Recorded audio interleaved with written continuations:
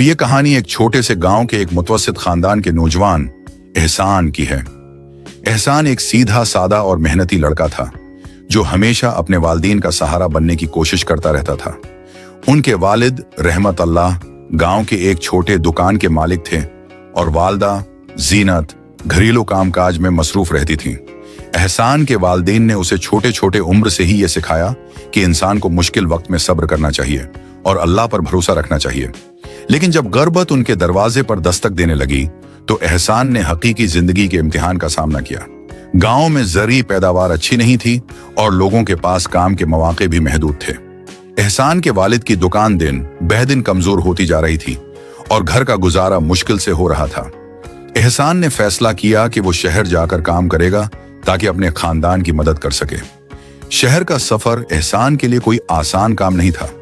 उसके पास इतने वसाइल नहीं थे कि वो किसी बड़े शहर में आराम से रह सके। एहसान ने अपने वालिद की दुकान की चंद कीमती चीजें बेच कर कुछ पैसे जमा किए और एक बस पकड़कर शहर रवाना हो गया।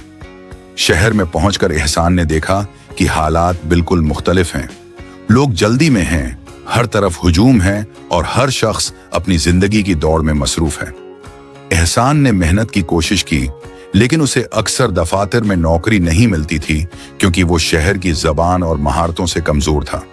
एहसान ने मुख्तलिफ छोटे छोटे काम किए जैसे गलियों में चीजें बेचना, काफी शॉप में मुलाजमत करना और रात को पार्कों में सिक्योरिटी गार्ड के तौर पर काम करना।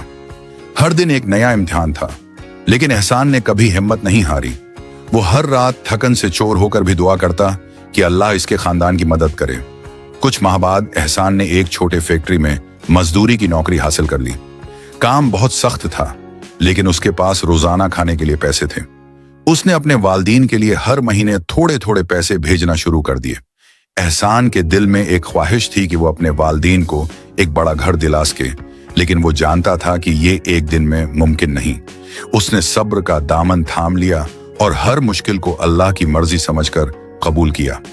एक दिन फैक्ट्री में काम करते हुए एहसान की मुलाकात एक मेहरबान शख्स जनाब फहद से हुई। फहद साहब ने एहसान की मेहनत और ईमानदारी देखी और उसे एक बेहतर पोजीशन की पेशकश की।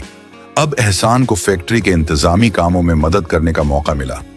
सालों की मेहनत के बाद एहसान ने अपने वालिदैन के लिए न सिर्फ एक घर खरीदा बल्कि गांव में कुछ जमीन भी खरीदी ताकि वालिदैन पुरसकून जिंदगी गुजार सकें।